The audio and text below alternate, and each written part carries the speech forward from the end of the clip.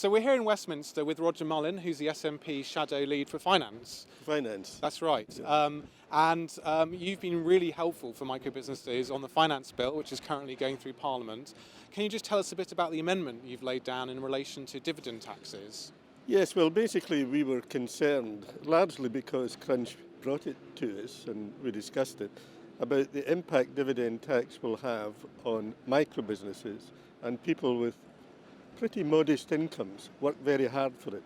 And they're going to be disproportionately hit compared with the big boys, compared with the much bigger companies. And what we found out, of course, is that this is predominantly because the government never pays any account to doing an analysis in terms of an impact on the smallest businesses. But these are the seed corn of businesses in the economy. They employ huge numbers of people overall.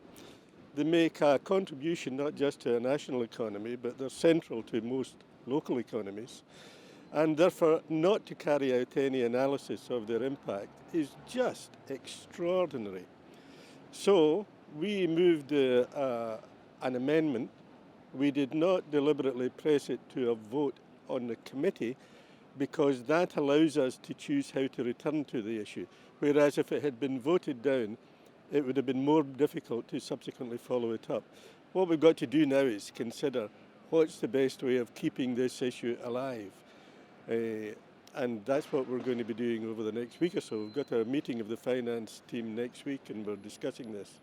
Yeah, so some light-footed work in the committee to keep the issue alive by debating it and then withdrawing the amendment. And then withdrawing the amendment, that leaves us the option of returning to it at report stage. As you can imagine, there's 101 organisations want us to return to lots of issue at report stage. And as the third party, we're probably lucky to get a couple of amendments chosen because of the fairly Byzantine way in which Westminster works. But it gives us that opportunity. But there are other opportunities to return to the issue in other ways. So that one thing I'm doing is considering laying down a whole series of questions about related matters. And there's the prospect of perhaps seeking a backbench business committee debate. So there are different avenues open to us and we'll want to consider the best ones. What we don't want to do is run prematurely headlong into this, get voted down and finding it then very difficult to return to the issue. Absolutely. But already you've put the Minister under some pressure and I found his response in the committee stage rather curious, in which he claimed that there was no data on micro businesses and so that's why they'd not made an assessment. Yes, well, here we have a government saying this is a perfectly rational thing to do. We know that.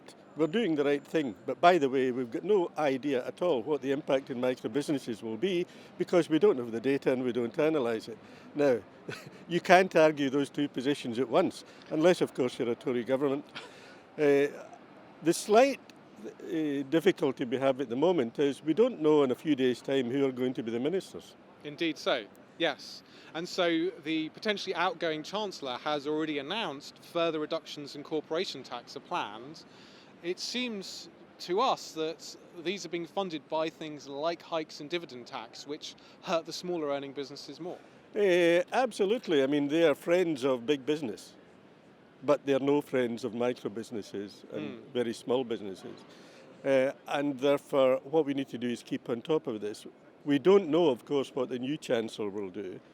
As we stand here at the moment, we don't quite know what's going to happen, but all the rumours are that George is going to be moved on or moved out and replaced, by another senior member of the Tories.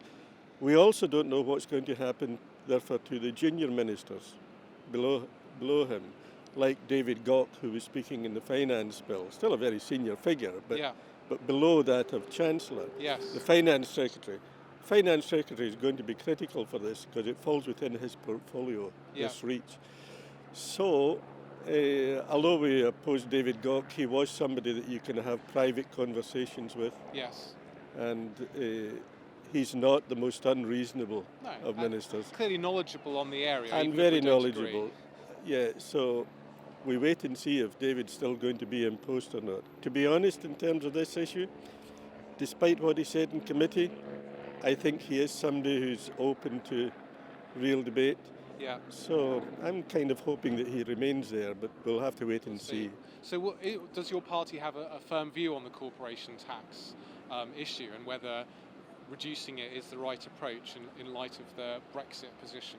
In light of things at the moment, it is absolutely premature to look at doing anything like that. Okay. I mean, it's not only that we don't understand what the impact in micro-businesses are going to be, we are completely uncertain just now about what the long-term consequences are for the economy as we stand. The government and the Treasury were singularly ill-prepared for this. That's why George Osborne went into hiding for 3 days and couldn't be found after the vote. So we think, to be honest, it's premature to make any sudden, rash, big policy announcements before there's proper consideration. It was done without going to Parliament first. There's been no bill proposed. We are told now that there's going to be no emergency budget, but that will be for a new Chancellor and a new Prime Minister to decide. Absolutely. So it seems, and our concern is that the next few years, maybe even the next decade of legislative time is going to be taken up on Brexit. Does that mean positive change at Westminster level is off the agenda because we're just going to be untangling a Gordian knot? Well, of course, we've got a different knot to untie in Scotland. Indeed. Because we voted substantially to remain within. So we're busy working to find out how we can protect everything from the small businesses to the ordinary man and woman in the street in terms of access to markets, which is the biggest concern we have.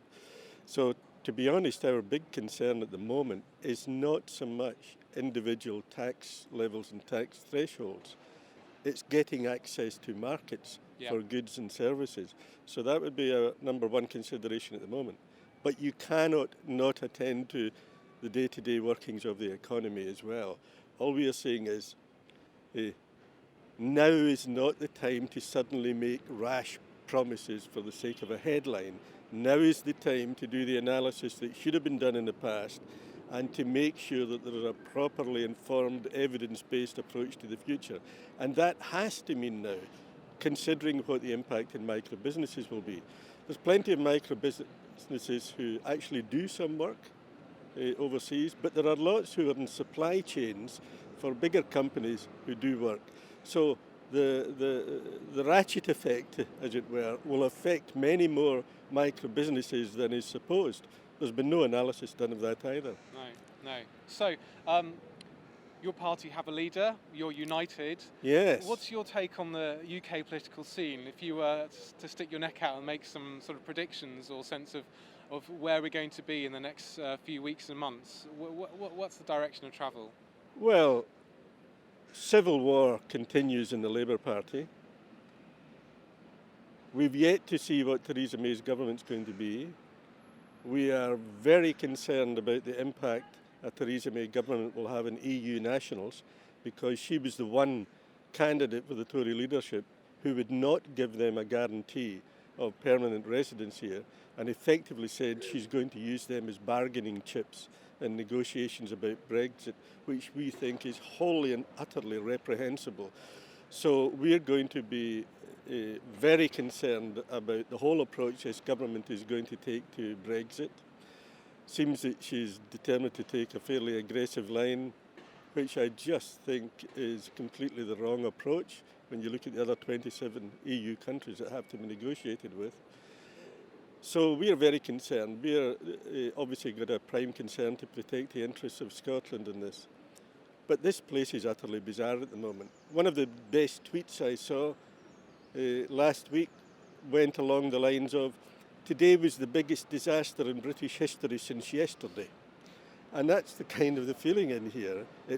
We've got government run by rumour, and we've got an official opposition in complete meltdown and civil war. So really, it's in a very bad place at the moment, Westminster. Well, that's an uplifting thought. Oh, good. I'm glad I've cheered you up. Thank you so much for your time, and thank you for your support, and we'll stay in touch as the finance bill rumbles on through Parliament. We will indeed. I look forward to that, Jason. Thank you. Thanks a lot. Thanks.